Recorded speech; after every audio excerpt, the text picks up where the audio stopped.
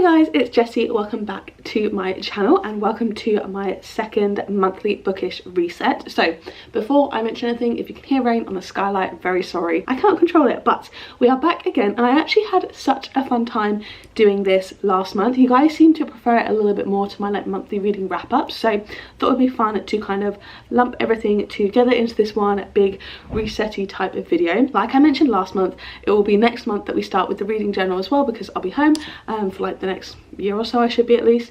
So sorry that won't be in this video here, but I still think we've got a lot to go through and chat about really. So going to be breaking this up into stats, my reading wrap up, books I bought this month that you didn't see in my like big book haul, my goals, how well I'm doing, and then my reading plans and the books I'll be reading for the rest of the month. So I know this is going up on the 13th of March. This was meant to go up last week on my Wednesday video, but as you guys know, I missed the week of uploads because I was just super busy with uni work and stuff like that. So apologies for that, but it is still, I think, useful and I do enjoy kind of doing this. And I think I did read a reasonable amount last month that wasn't vlogged, just for whatever reason, or at least, you know, one book, so I still want to talk about that. But in February I read 13 books, which was one less than January, but still on track because I have to read 12.5 to reach 150. I read 2,401 pages, which is pretty much the same as last month, but I also listened to 80 hours of audiobooks, which was more than last month as well. My average rating was a 3.8, which is great. I'm wanting my average rating to be above a 3.8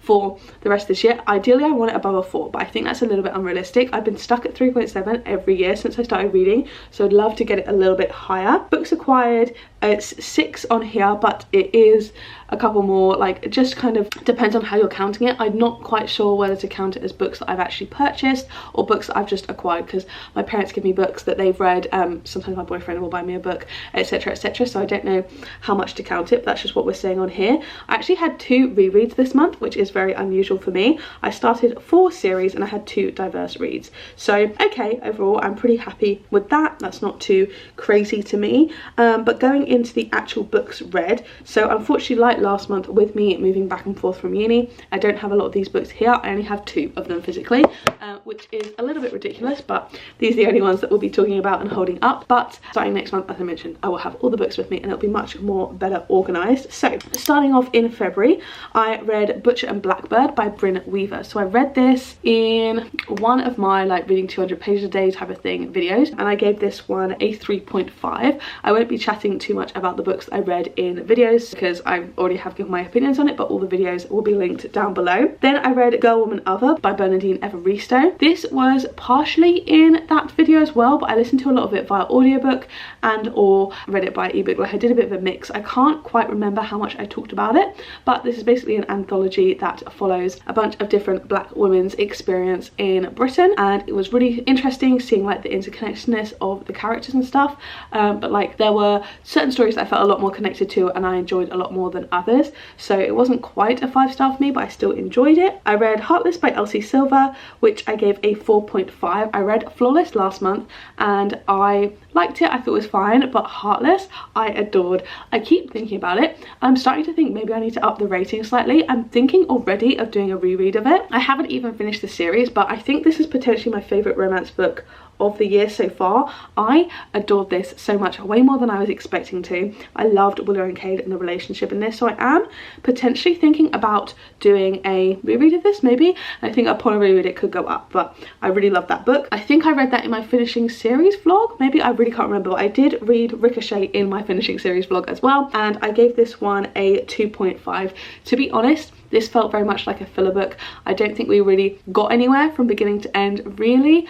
We focused a little bit on one of the main characters and I did enjoy that, but it very much felt like a setup for Ryke and Daisy, who I hate. I hate Ryke with a burning passion. The relationship is so icky to me, and therefore I didn't like want to be seeing the setup for the book, so I didn't love it for those reasons. Then I read Death of a Bookseller by Alice Slater for a book club I'm in. I decided to give this one a 3.5. I didn't vlog this, but Overall, my opinions on this are really strange. So for the first, I'd say 2/3 to 3/4, I was actually really enjoying this. I found it very bingeable, I found it very readable.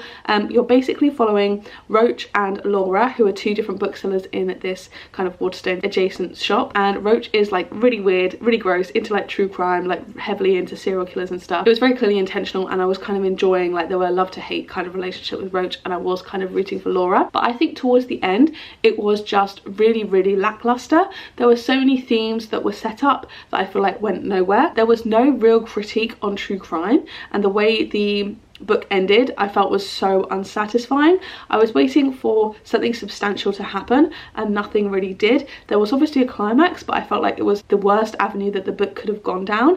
It was just incredibly boring and lackluster at the end, and there were 2 epilogues, and I hated the way that the book like finally ended. I think it went against the whole message of the book, or what I suspected was going to be the message of the book. But yeah, overall this was extremely disappointed at the end. I was thinking that this could potentially be like a medium 4, like a 4.25 or something like that, but the ending was just so overwhelmingly disappointing for me that I think 3.5 was even maybe a little bit generous.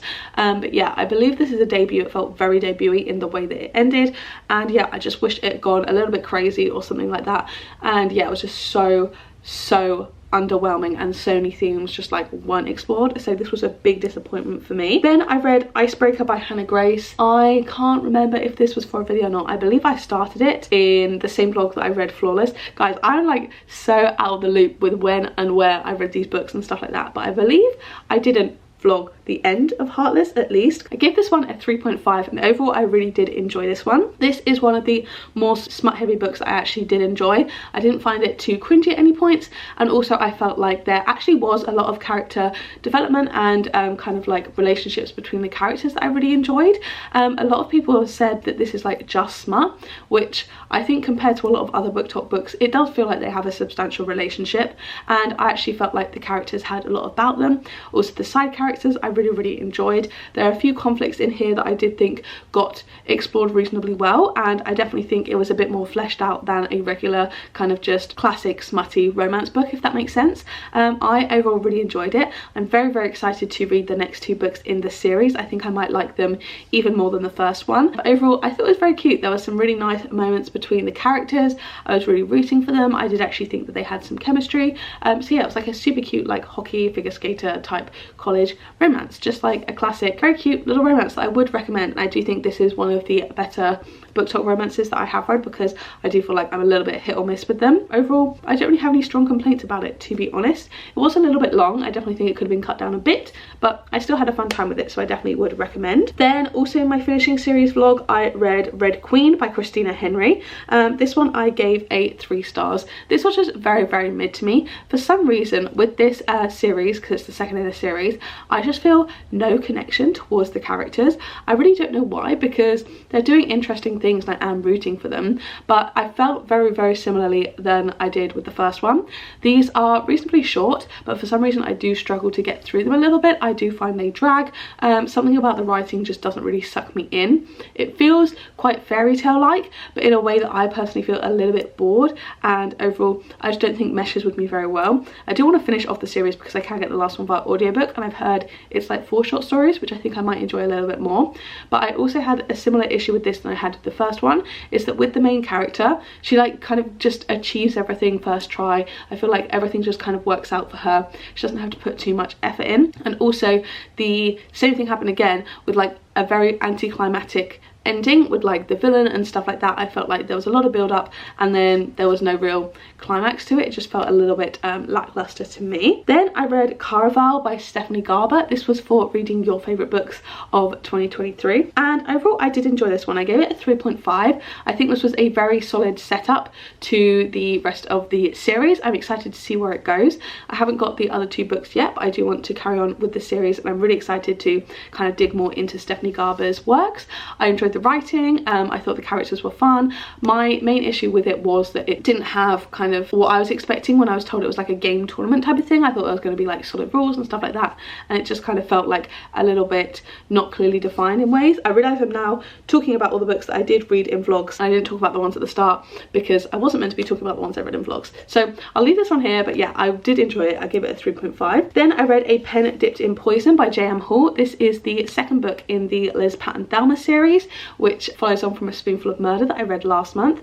I did enjoy this one. I decided to give it a 3 though, because I do think that the mystery in this wasn't super interesting. There was no murder as far as I'm aware. Like, it wasn't a proper murder mystery in the way that the first one was. So I don't really feel like this was very high stakes. The first one didn't feel super high stakes. Obviously we're dealing with a murder, like we're investigating that, but this one felt even less so. It was about kind of like threatening letters that people have received. Overall, I did enjoy it. Like, I really like the way that these stories are told. For some reason it feels very cozy. It feels very like just calm and fun to listen to. Again, like I said with the first one, the audiobook I feel like means I enjoy the reading experience more, but I don't feel like super attached, and I'm not keeping track of the characters as well. But this one I did feel like I was following a little bit better than the first one. And yeah, overall I did just enjoy it. Like, I thought it was fine. I will be continuing on with the series. The next one comes out at some point this year, so it does mean I'm technically caught up on a series, which is fun. But yeah, I didn't read this for any vlog. I was just kind of in a place with my reading where I didn't have any audiobooks to read for upcoming books that I had to read, so I just thought I'd pick a random audiobook, and this one was on Everand, so I thought I might as well just continue on in this series. Yeah, that was very much fine. Then I did do my first reread ever, and I reread Magnolia Parks by Jessica Hastings. This is a 5-star book for me. It remained a 5-star. I read this in anticipation of Into the Dark, which I still haven't got to yet because I'm still rereading the third Magnolia Parks book. But yeah, I love this book. I love this story. It was great the second time round. I read it as a mix of ebook and audiobook, and it was fun to kind of delve into the audiobooks because I hadn't listened to them before, obviously, and the voices were fun. And yeah, overall 5-star. I love this series. I love this book. So yeah, and I also am currently reading, as I mentioned, The Long Way Home, which was a 4.5 for me at the time, but I think could be a 5 now. I'm really enjoying it as well, and I can't wait to get to the new one. I just have to catch up in my reread. Then we finally have a book that I have physically, because this is when I moved back to uni after visiting home briefly, and I have Hidden Pictures by Jason Rekulak. This was also for my reading my subscribers' favourite books video, and I really enjoyed this. This was probably one of the biggest wins out of that video. I decided to give this one 4 stars. Overall, I had such a fun time with this. This is super creepy, as you can tell by like the pictures and stuff like that. This felt very thriller-esque horror, kind of like a mismatch of the genres, but I did enjoy this one. I found it very gripping. I definitely was kind of binge reading the latter half. Overall, the ending wasn't as crazy as I'd wanted it to go, but I was still kind of shocked, and I liked the twists in this. And then I read More Than This by Patrick Ness. I was starting a 24-hour readathon, and then read this one and was like, I don't really want to do the 24-hour readathon. I want to watch the entire season of Drive to Survive that's just come out. So that's what I did instead. But this was my second reread of the month, because I read this when I was in year 7, and it was my favourite book for such a long time, and I reread it in one sitting pretty much this year, and I did enjoy this one. I had a fun time with it again. As I read on, I was like kind of remembering things, and none of the twists were shocking to me, but I remember at the time there are a couple of twists in here that I was like absolutely flabbergasted about. This is about a boy who wakes up naked in his hometown after he drowns, if that makes sense, but no one else is there, and it's all very creepy. We're kind of following along with him as he tries to figure out things, and this is a really excellent book. I really did enjoy it. I remembered why I enjoyed it so much when I first read it. This is definitely better the first time around. I think obviously I can't really remember my feelings too much, but the twist in here, like, there is a benefit to not knowing them and not expecting them, but still I really enjoyed this. I enjoyed the character we're reading from, and overall this was super fun. I hadn't remembered the ending, so that was always fun to kind of go back and read again almost for the first time. And what I found super interesting is I remembered like what I was picturing the first time that I read this, like the images in my head of the characters and the setting, and I remembered like that when I was reading it, I was automatically picturing the same things that I'd pictured before, which was crazy because there was like a 10-year difference in the time that I read this. But like imagination was like remembering what I'd remembered before and like putting that into the picture, if that makes any sense. But yeah, it was weird that like I'd pictured it the exact same way because like I was drawing off that memory, I guess. This was a super fun one, and it's YA, but I would definitely recommend it kind of very widely. It was very easily readable and I did enjoy it. And then my final read of the month was Fourth Wing by Rebecca Yarros. So I read this, as I mentioned, for a bunch of other books. books in my reading your favourite books of 2023, and I really enjoyed this one. I gave this a 4.25. This was such a fun fantasy book for me. I don't get quite the like obsession hype, but I definitely thought it was a good, easy, fun read. I felt like this was very much like a blend of dystopian and fantasy, so it's perfect kind of starting place, and I will be continuing on with the series, although I haven't heard the best things.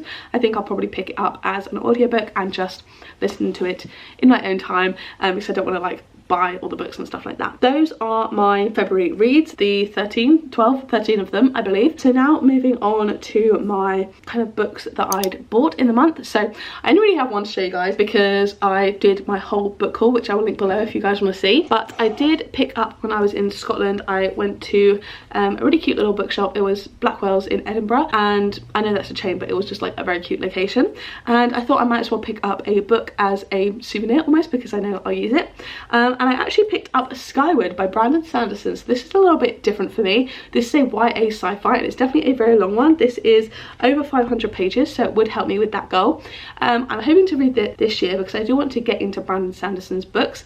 I've heard really excellent things about so many of his series, but a lot of them are like high fantasy, high sci-fi adult books, and I've not really read too much of that. They're also very long series, so I thought what would be best for me is to kind of jump in at a point where I feel like it's more like attainable for me. So this is, I believe, part of a quartet, and the last one is not out yet, or like recently come out. It's a YA kind of sci-fi book about like a girl that's like having to save the world type of thing, but it's like alien type vibes, like in space. So I know a lot of his books are connected in the cosmic. I believe this isn't, so I thought it'd be a good place to jump in rather than kind of spoiling myself and stuff like that. So really excited about this. If I am wrong and this isn't a good place to start, do let me know. But I want to read this. I know I really want to read Tress of the Emerald Sea, but I think I have to read a few books before that. I'm not too sure, but I really hope I enjoy it. So I'm hoping to pick this up sooner rather than later, but it is very intimidating for me, I can't lie. But the fact that it's YA, I think might help. So yeah, all the other books, and I did mention that one in the haul, but all the other books were in the haul like I mentioned, so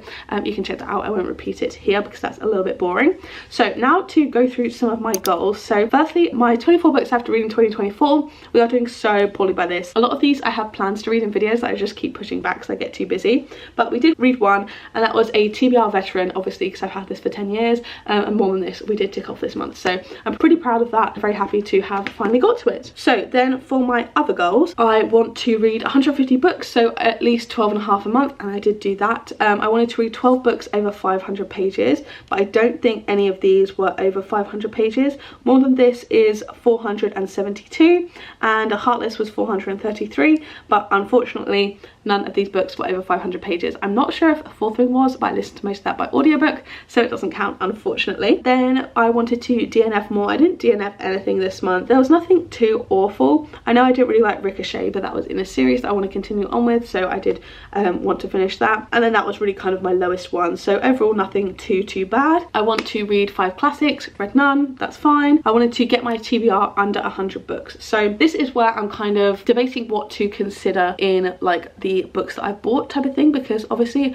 even if I get gifted the book, it still adds to my TBR. So my TBR has gone up this month. I believe it's on something like 187. Yeah, so my TBR is currently on 186 books, which has gone up. Off my physical TBR this month, I read 6 books, but one of them was the Magnolia Parks book, so that was already on my red shelf, so I only really got 5 off of the TBR this month. And books I hauled, I bought 6, so I want to have a net negative of books off my TBR versus books bought, ideally. I'd love to have a net negative of books acquired altogether, but I'm not doing too well at that, so I think I'm going to try and do some type of big challenge of like really reading my physical TBR. We will see, maybe like a 30 books in 30 days. I don't know how well that would do, or reading X amount of books before I can buy a book. I'm not too sure, but I do want to do something along those lines. But yeah, so a bit of a flop this month with kind of both my acquiring less books, buying less books that I read, and also with reading off of my TBR specifically. But I've kind of been all over the place the last few months. I think once I go home I'll be kind of more set into physically reading the physical books that I own, hopefully. And then I want to have my currently reading series under 10,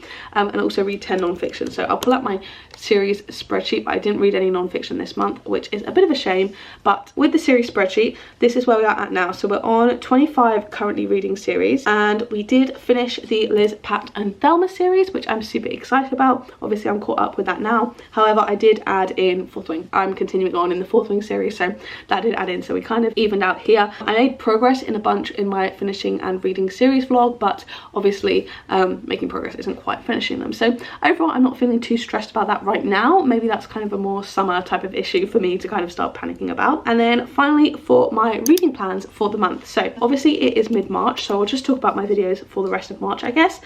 Spoilers if you guys do not want to be spoiled for this, but I am currently reading obviously the Magnolia Parks book. I'm listening to some books off of my TBR, and I'm trying to read TBR books, but ones that weren't on my TBR that I will be reading towards the rest of the month.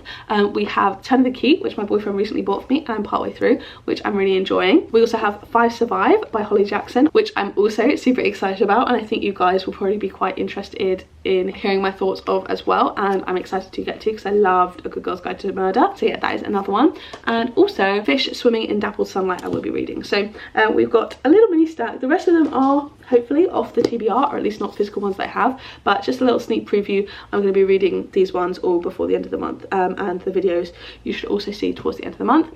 I'm also going to Morocco towards the end of the month for a few days, which I'm super duper excited about, and I'll be reading a bunch on my Kindle. So if you have any Kindle Unlimited books, I might do just a solely like reading Kindle Unlimited books for a week vlog, like I did the monthly one when I was in Bali, just because it's easy when I'm traveling, and then you can like see, like I can incorporate it as like half travel vlog, half reading vlog. So if there's any Kindle Unlimited breaks you have, do let me know. So yeah, that is pretty much it. I've been talking for 25 minutes and my camera SD card is going to run out soon, so hopefully I can end out this video pretty quickly. I do hope that you do enjoy these monthly resets. It's great for me to kind of just chat about my plans, get back on track, and kind of like check in with my goals, as well as talking about my monthly reviews. So yeah, thank you guys so much for watching. If you like this, don't forget to give it a like down below, hit subscribe and turn the bell to join a little club, and make sure you turn on all notifications, then you'll be notified every single time I post a new video. And if you want to watch one of my other videos, there'll be 2 on the screen now to pick from, as well as they're linked up in the cards from earlier. So yeah, thank you guys so much for watching, and I'll see you in the next one. Bye.